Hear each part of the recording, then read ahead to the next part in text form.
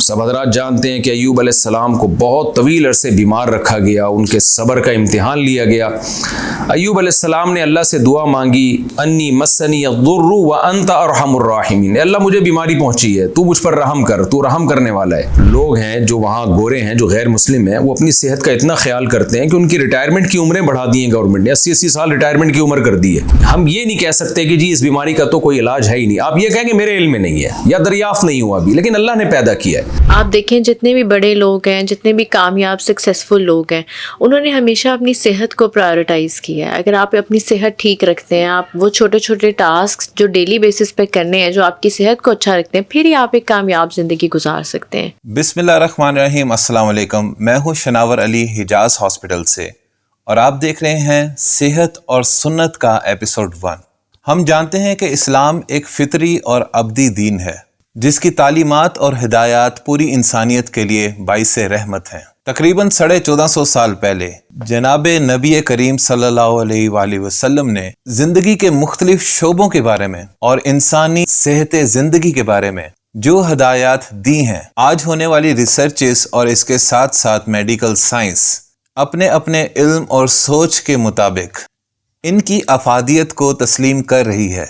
अगरचे तालीमात नबवी अपनी ज़ात में मुकम्मल और मिसाली हैं, किसी भी रिसोर्स से तस्दीक की मोहताज नहीं है, लेकिन हम ग़ज़ा और सेहत से मुतल्लिक चंद ऐसे पहलू पर गुफ्तगू करने जा रहे हैं जिस पर आज जदीद तहकीक के मुताबिक डॉक्टर मोइना रोशनी डालेंगी। और इसके बाद मारूफ आलम दीन, जो कि किसी तारुफ के मोहताज नहीं हैं, मुफ्ती तारिक मसूद साहब, वो भी हमें कराची से ज्वाइन करेंगे और उनसे हम पूछेंगे कि आज से 1400 साल पहले नबी करीम सल्लल्लाहु अलैहि वसल्लम की सेहत से मुतल्लिक क्या हिदायत मिलती हैं। लेकिन सबसे पहले हमारे साथ मौजूद हैं डॉक्टर मोइना, जो कि हिजाज हॉस्पिटल में डाइटिशियन भी हैं। उनसे हम पूछते हैं।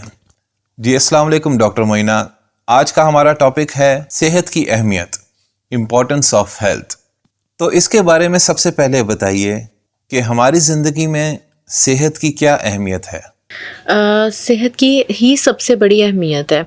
आप ये बस ये वो लोग अंदाज़ा लगा सकते हैं जिनकी सेहत ठीक ना हो, कि जब आपकी सेहत ही ठीक नहीं है तो आप कोई भी काम, चाहे वो डेली लाइफ का हो, आपकी हेल्थ रिलेटेड हो, इम्यूनिटी इस तरह ख़राब हो जाए कि आप बार बार बीमार हो रहे हो।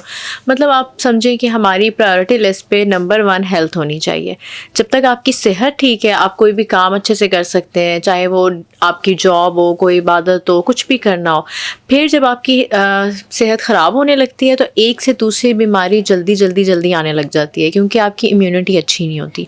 इसलिए सेहत की बहुत इम्पोर्टेंस है लाइफ में। तो आप कहना चाह रही हैं कि सेहत से महरूम शख्स किसी काम करने के काबिल नहीं रहता। काम कर सकता है, लेकिन क्वालिटी ऑफ लाइफ उस तरह से अच्छी नहीं रहती। आपकी एनर्जी अच्छी नहीं है, या आपका स्टेमिना अच्छा नहीं है, आपकी हड्डियां कमज़ोर हैं, आप काम को अच्छे तरीके से नहीं कर सकते, आप जल्दी थक जाएंगे, आपके ऑफिस में कंसंट्रेशन नहीं बनेगी, कितनी देर आप तवज्जो से कोई काम करते हैं वो डिस्टर्ब होने लग जाएगी। तो आप देखें कि क्वालिटी ऑफ लाइफ हो या क्वालिटी ऑफ वर्क हो, वो डिपेंड हमारी सेहत पे करती है। आप देखें जितने भी बड़े लोग हैं, जितने भी कामयाब सक्सेसफुल लोग हैं, उन्होंने हमेशा अपनी सेहत को प्रायोरिटाइज़ किया है। अगर आप अपनी सेहत ठीक रखते हैं, आप वो छोटे छोटे टास्क जो डेली बेसिस पे करने हैं, जो आपकी सेहत को अच्छा रखते हैं, फिर ही आप एक कामयाब ज़िंदगी गुजार सकते हैं। डॉक्टर मोइना, मुझे ये बताइए कि सेहत को कैसे बरकरार रखा जा सकता है। इसकी कुछ टिप्स जो बिल्कुल बेसिक हैं, जिन पिलर्स पे हमारी हेल्थ खड़ी हुई है, उसमें आपकी फ़िज़िकल एक्टिविटी बहुत इंपॉर्टेंट है, आपकी प्रॉपर स्लीप बहुत इंपॉर्टेंट है, प्रॉपर वाटर इनटेक यानी पानी का रोज़ाना इस्तेमाल कितना है, और डेली डाइट सबसे इम्पॉर्टेंट है कि आप डेली खा क्या रहे हैं, आपकी बॉडी में क्या जा रहा है, वो आपकी हेल्थ को ठीक कर रहा है या आपको बीमारियों की तरफ लेके जा रहा है। जी ठीक।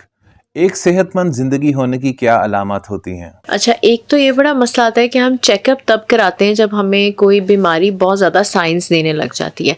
एक तो आपको अपना रेगुलर चेकअप कराते रहना चाहिए, उससे आपको अंदाज़ा होने लग जाएगा कि आपकी जैसे कि लैब टेस्ट्स होते हैं, खून के टेस्ट हैं, आपकी हाइट वेट है किस तरह से बढ़ रही है कम हो रही है। अगर आप अपना रेगुलर चेकअप कराते रहेंगे ना, आपको टाइम पे अंदाज़ा हो जाएगा।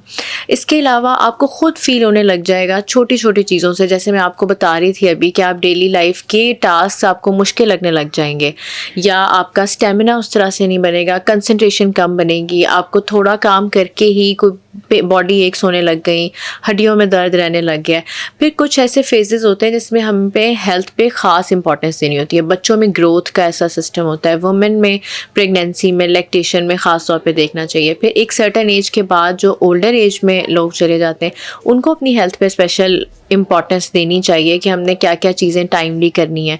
तो इसका सबसे अच्छा तो तरीका ये है कि आप रेगुलर चेकअप कराते रहें। जहाँ आपको रूटीन से कोई चीज़ डिफरेंट लगे कि ये पहले नहीं हो रहा था या होने लग गया है, फॉर एग्जांपल मेरे हेयर फॉल होने लग गया है, पहले से बहुत ज़्यादा बाल गिरने लग गए हैं, उसमें आपको 3-4 चीज़ें ज़हन में आती हैं। आयरन की कमी हो सकती है, विटामिन डी की कमी हो सकती है। तो छोटे छोटे साइन से किसी न्यूट्रिएंट की कमी पता चल सकती है। इसलिए जैसे ही आपको साइन आए, आप किसी कंसर्न बंदे से, किसी प्रोफेशनल से डिस्कस कर लें। सबसे अच्छा हल ये है।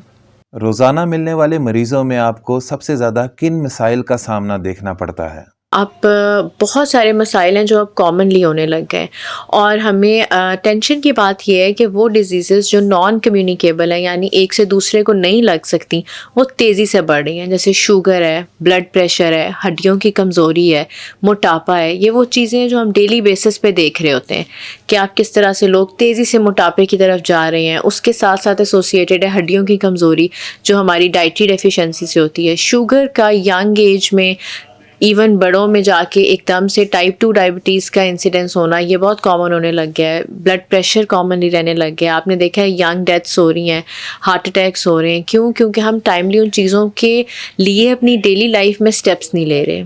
जी बहुत शुक्रिया। तो नाजरीन, आपने डॉक्टर मोइना से इम्पोर्टेंस ऑफ हेल्थ के बारे में उनकी मेडिकल राय ली। अब हम जानते हैं मुफ्ती तारिक मसूद साहब से, जो कि कराची स्टूडियो में मौजूद हैं, कि 1400 साल पहले नबी करीम सल्लल्लाहु अलैहि वसल्लम की इस हवाले से क्या तालीमात हैं। बिस्मिल्लाहिर्रहमानिर्रहीम, नहमदुहु व नुसल्ली अला रसूलिहिल करीम। इब्तिदा हम यहाँ से करते हैं। हमने इस टॉपिक को मुख्तलिफ़ हिस्सों में तकसीम किया है। तो सबसे पहला जो मेरा इसमें टॉपिक होगा, जो एपिसोड होगा, वो इस्लाम में सेहत की फजीलत क्या है, यानी क्या इस्लाम चाहता है कि एक सेहतमंद मुआशरा वजूद में आए, जो मुस्लिम कौम जो इस्लाम को फॉलो करती है उनकी सेहतें अच्छी हों।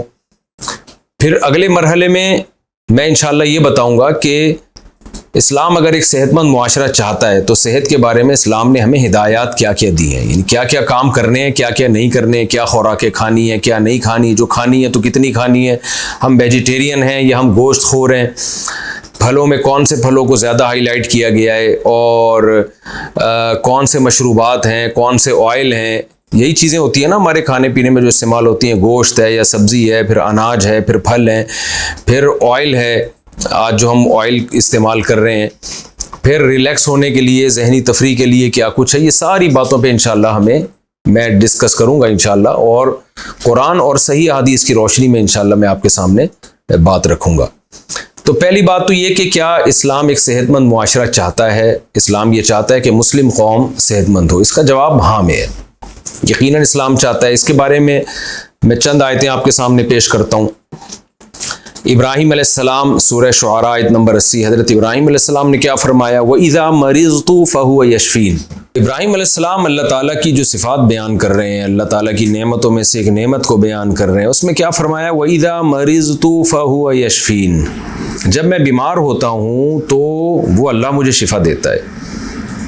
हालांकि बीमारी भी अल्लाह की तरफ से आती है, शिफा भी अल्लाह की तरफ से आती है, लेकिन इब्राहीम अलैहिस्सलाम बीमारी की निस्बत अपनी तरफ कर रहे हैं। वइदा मरिज़तु, जब मैं बीमार होता हूँ, और जब शिफा चूँकि एक नेमत है, लिहाजा शिफा की निस्बत अल्लाह की तरफ। ये अदब है, अदब का तकाज़ा है कि आप अल्लाह की तरफ अच्छी चीज़ की निस्बत करें। तो कुरान के इस अंदाज़ तकल्लुम से पता चलता है, अंदाज़ खिताबत से पता चलता है कि शिफा अल्लाह की नेमतों में से एक बहुत बड़ी नेमत है। इसलिए इब्राहीम अलैहिस्सलाम ने फरमाया वइदा मरिज़तु, जब मैं बीमार होता हूँ, यानी बीमार तो मैं गोया कि खुद से होता हूँ, लेकिन शिफा कौन देता है? फ़हुव यशफ़ीन, अल्लाह देता है। तो सेहत की निस्बत अल्लाह की तरफ की जा रही है इन आयतों में। इससे पता चलता है कि सेहत एक बड़ी नेमत है। वो अलग बात है कि नबी सल्लल्लाहु अलैहि वसल्लम ने जो बीमार हैं उनको फजीलत सुनाई कि बीमारी में गुनाह झड़ते हैं, लेकिन फोकस किसको करना है? बीमारी को नहीं। ये तो अल्लाह की तरफ से जब बीमारी हो गई तो फिर तो जाहिर सब्र ही का रास्ता है ना। लेकिन नेमत जिस चीज़ को करार दिया गया है वो शिफा को और बीमारी से सेहतयाबी को नेमत करार दिया गया है। अय्यूब अलैहिस्सलातु वस्सलाम के बारे में कुरान मजीद में सब हज़रात जानते हैं कि अय्यूब अलैहिस्सलाम को बहुत तवील अरसे बीमार रखा गया, उनके सब्र का इम्तिहान लिया गया। अय्यूब अलैहिस्सलाम ने अल्लाह से दुआ मांगी, अन्नी मस्सनी अद्दुर्रु व अंत अरहमुर राहिमीन, अल्लाह मुझे बीमारी पहुंची है, तू मुझ पर रहम कर, तू रहम करने वाला है। तो अल्लाह फरमाते हैं फ़कशफ़ना मा बिही मिन दुर्र, जो अय्यूब अलैहिस्सलाम को नुकसान पहुंच रहा था, जो तकलीफ़ पहुंच रही थी, हमने अय्यूब से दूर कर दी। तो वहाँ भी हज़रत अय्यूब अलैहिस्सलातु वस्सलाम से बीमारी के दूर करने को अल्लाह एक नेमत के तौर पे बयान कर रहा है कि हमने अय्यूब अलैहिस्सलाम को शिफा अता की, शिफा एक सेहतयाबी वाली ज़िंदगी दी। तो इन आयतों से पता चलता है कि अल्लाह की नज़र में सेहतयाबी ये एक बड़ी नेमतों में से एक नेमत है। कुरान मजीद में सूरह बकरा में अल्लाह ताला का इरशाद है, ला तुल्कू बिअयदीकुम इला तहलुका, ऐ ईमान वालो अपने आप को खुद से हलाकत में मत डालो। हलाकत एक यकीनी फौरी हलाकत होती है जिसको खुदकुशी कहा जाता है, यानी आप अपने आप को अपने हाथों से ही कत्ल कर देते हैं। खुदकुशी में होता क्या है? आपने फौरी तौर पर अपनी जान को हलाक कर दिया। जो अल्लाह ने ज़िंदगी की नेमत आपको दी थी, आपने अपने ही हाथों से उस नेमत को बर्बाद कर दिया। ये इतना बड़ा जुर्म है इस्लाम में कि नबी सल्लल्लाहु अलैहि वसल्लम ने खुदकुशी करने वाले की नमाज जनाजा नहीं पढ़ी। और आप सल्लल्लाहु अलैहि वसल्लम ने फरमाया कि जिसने खुदकुशी की तो बरज़ख में उसी तरह से उसको क़यामत तक अजाब होता रहेगा जिस तरह से उसने अपने आप को अजाब देके हलाक किया था। जिसने आग में जला के अपने आप को मारा, बरज़ख तक आग में जलता रहेगा, क़यामत तक आग में जलता रहेगा। जिसने पहाड़ से गिरा के मारा, क़यामत तक बरज़ख में अल्लाह उसके लिए पहाड़ कायम करेंगे और गिरेगा और मरेगा। इसी तरह ये अमल होता रहेगा। तो खूब समझ लीजिए, खुदकुशी एक कुल्ली होती है, एक जुज़वी होती है। यानी इस आयत का हासिल क्या है कि अपने आप को हलाक मत करो। एक हलाकत होती है धीरे धीरे, जब आप ऐसी ग़िज़ाएँ खाते हैं कि आपकी सेहत ख़राब होती है तो आप भी हलाकत की तरफ जाते हैं। आप देर से मरते हैं लेकिन मरते हैं। जितना टाइम आपको ज़िंदा रहना चाहिए था, जिस हिसाब से अल्लाह ने आपको सेहत दी थी, आप उतना टाइम नहीं रहते।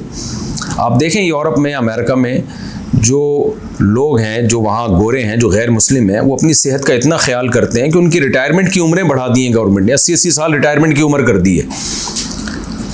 लेकिन हम क्या कर रहे हैं? अपने आप को अपने हाथों से हलाकत में डाल रहे हैं। हमारे यहाँ अवेयरनेस नहीं है सेहत के हवाले से। खा क्या रहे हैं, कैसे, कब सोना है, कब उठना है, किसी चीज़ में कोई रूटीन नहीं है हमारी। तो ये भी अपने आप को हलाकत में ही डालना है। इसी वजह से इस आयत की रोशनी में पूरी उम्मत का इजमा है कि अगर आप ऐसी चीज़ इस्तेमाल करते हैं खाने में जिसके बारे में आपको 100% यकीन है कि ये मुझे नुकसान पहुँचाएगी, तो उस चीज़ का खाना आपके लिए जायज़ नहीं है। इसी आयत की रोशनी में कि अल्लाह ने हमें मना किया है कि हम अपने आप को अपने हाथों से हलाकत में नहीं डाल सकते, अपनी खबर हम खुद नहीं खोज सकते। तो इस आयत से भी हमें पता चलता है कि इस्लाम में सेहत की हिफाजत और अपने आप को कुल्ली और जुज़वी हलाकत से बचाना ये कितना अहम है। कुरान मजीद ने जहाँ शहद की तारीफ़ की है, वहाँ अल्लाह ने फरमाया फ़ीही शिफ़ाउल लिन्नास। अल्लाह ने शहद को एक नेमत के तौर पे बयान किया सूरह नहल में, वअौहा रब्बुका इलन नहली अन इत्तखिज़ी मिनल जिबाली बुयूतन व मिनश शजरी व मिम्मा यारिशून सुम्मा कुली मिन कुल्लि समराति फस्लुकी सुबुला रब्बिकी ज़ुलुला यख़रुजु मिन बुतूनिहा शराबुन मुख्तलिफुन अलवानुहु फ़ीही शिफ़ाउल लिन्नास।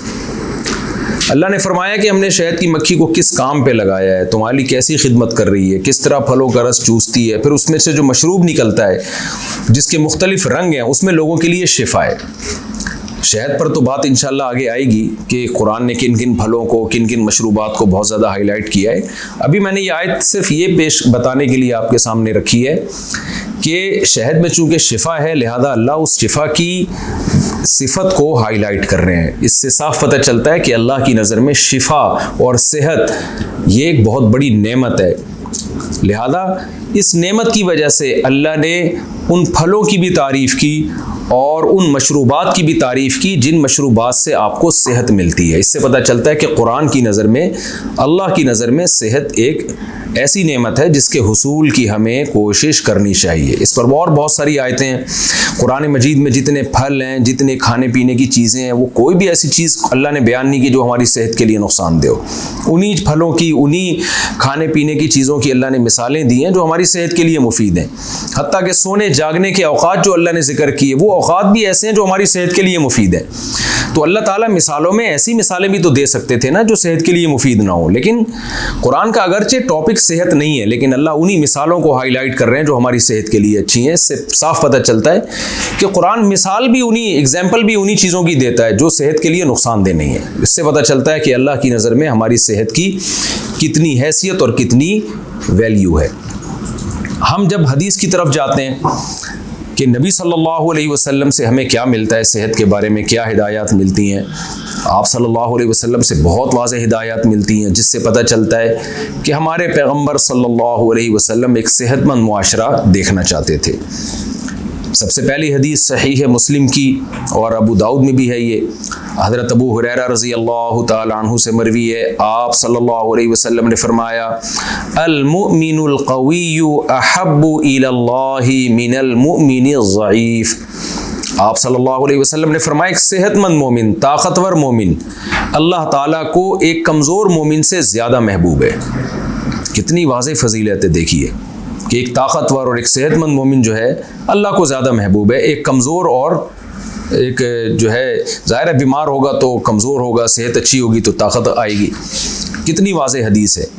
उसकी वजह भी ज़ाहिर है कि जो ताकतवर है वो ज़्यादा काम कर सकता है, वो सोसाइटी के लिए ज़्यादा काम कर सकता है, अल्लाह की इबादत ज़्यादा कर सकता है, वो कौम और मुल्क का सरमाया बचाएगा जो बीमारियों पे खर्च होता है, अपना सरमाया बचाएगा वो, ताकि उसका पैसा दूसरी अच्छी जगहों पे खर्च हो।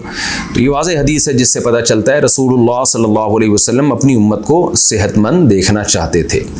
और हमें इस बारे में क्या हिदायत मिलती है, सही है बुखारी की हदीस है और भी दीगर हदीस की किताबों में इसकी डिटेल मिलती है। आप सल्लल्लाहु अलैहि वसल्लम ने फरमाया, हज़रत अबू हुरैरा रज़ी अल्लाह तआला अन्हु से मरवी है, आपने फरमाया, मा अंज़लल्लाहु मिन दाइन इल्ला अंज़ल लहू शिफ़ाअन।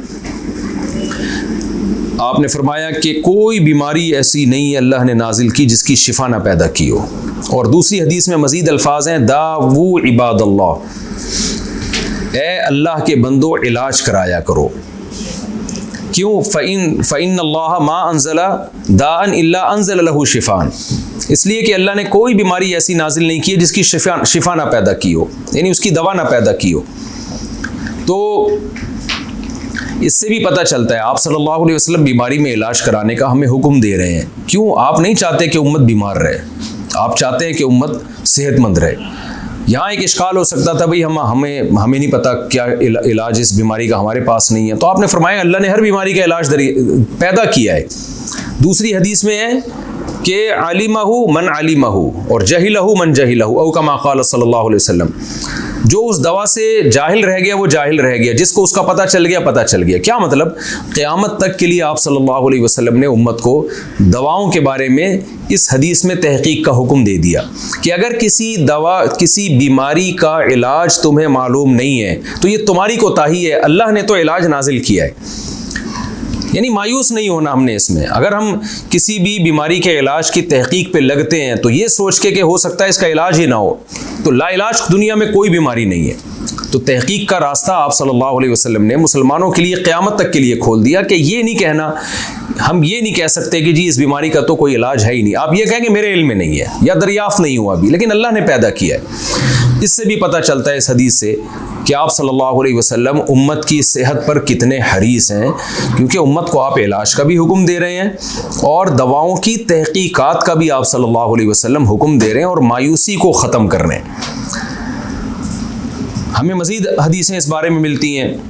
आप सल्लल्लाहु अलैहि वसल्लम ने बहुत सारे मौक़े पर उम्मत को इलाज की तरफ रहनुमाई की। जैसे कलौंजी के बारे में ये हदीस है, फ़ीही शिफ़ाउम मिन कुल्ली दाइन इल्लल मौत, कि इसमें हर बीमारी से शिफा सिवाय मौत के। तो इसमें कलौंजी पर आप सल्लल्लाहु अलैहि वसल्लम ने बज़बान हाल तहकीक का हमें हुक्म दिया कि इस पर एक ऐसी चीज़ है जिस पे तहकीक करके इंसान की सेहत के लिए इसको कारामद बनाया जा सकता है। इससे भी पता चलता है आप सल्लल्लाहु अलैहि वसल्लम ये चाहते थे कि एक सेहतमंद मुआशरा और एक सेहतमंद सोसाइटी वजूद में आए।